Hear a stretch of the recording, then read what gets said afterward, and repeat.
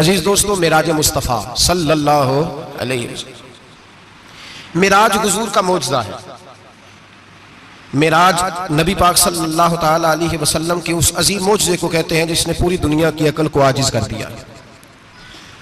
उस जमाने में मुशरिकीन मुनाफिकीन इनकार करते थे कि हुजूर कैसे गए, किस तरह गए, कैसे हो सकता है। आज हमारे जमाने में कुछ अक्लमंद मुसलमान, हालांकि अल्लामा इकबाल बड़ा अरसा पहले कह चुके, अकल को तनकीद से फुर्सत ही नहीं।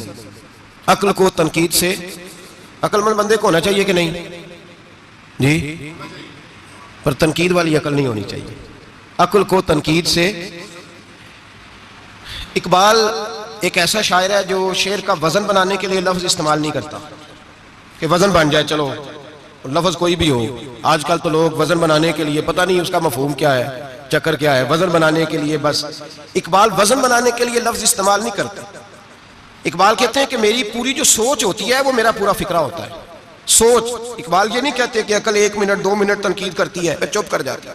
कहते हैं अकल को तनकीद से वेली बंदी नहीं, सारी दिहाड़ी तनकीद करती रहती, 1 मिनट की भी इसको फुर्सत करती क्या है, बोले अकल को तनकीद से।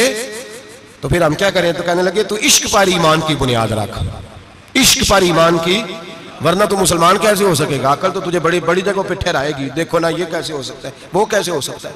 नबी करीम अलैहिस्सलाम का जो मौजज़ा मिराज है ना, वहां भी लोग अड़ गए थे मेरे भाई, और आज तक लोग अड़े हुए।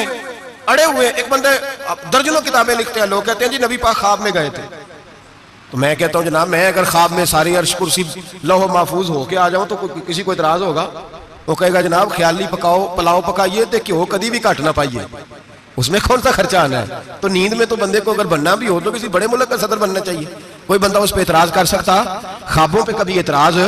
ये तो सारे काफिर बिफर गए आए नबी पाक की बारगाह में, और ये जो इतना ज्यादा शोर हुआ और कुरान पाक की आयतें उतरी, इसका मतलब है ख्वाब की बात होती तो किसी को कोई एतराज। हुजूर ने फरमाया मैं गया हूं, जिस्म के साथ गया हूं, सुभान अल्लाज़ी असरा बिअब्दिही। और अल्लाह फरमाते हैं नबी पाक को मैं लेके गया हूं, नबी पाक को मैं, जो दावा रब करीम का है। सैयद आलम अलैहिस्सलाम फरमाते हैं मैं तो सो रहा था, मैं आराम से, और अपने घर नहीं उम्मे हानी बहन के घर सो रहा था, हजरत अली की सगी बहन। हुजूर फरमाते मैं सोया हुआ, कोई आने वाला आया। कितने फरिश्ते थे? मुहद्दिसीन ने लिखा 3 उलिल आज़्म फरिश्ते थे और उनके साथ 70 हज़ार फरिश्ते। हजरत जिब्रील और उनके साथ 70 हज़ार फरिश्ते, हजरत मीकाईल और उनके साथ 70 हज़ार फरिश्ते, हजरत जनाब सैयदना इसराफील और उनके साथ 70 हज़ार, इतने फरिश्ते।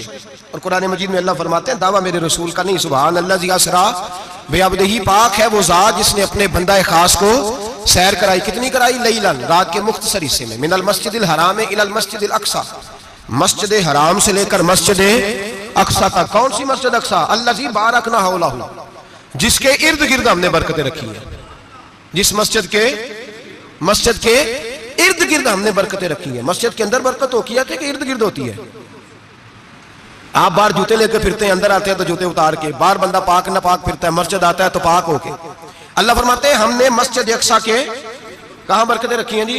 अल्लज़ी बारकना हौलहू, हमने मस्जिद के इर्द गिर्द क्या था? इमाम राजी, अल्लामा महमूद अलूसी, अल्लामा इस्माइल हक्की, तमाम मुफस्सिरीन, और वो मुफस्सिरीन जो तमाम मकातिब फिक्र के यहाँ मुतफिका है।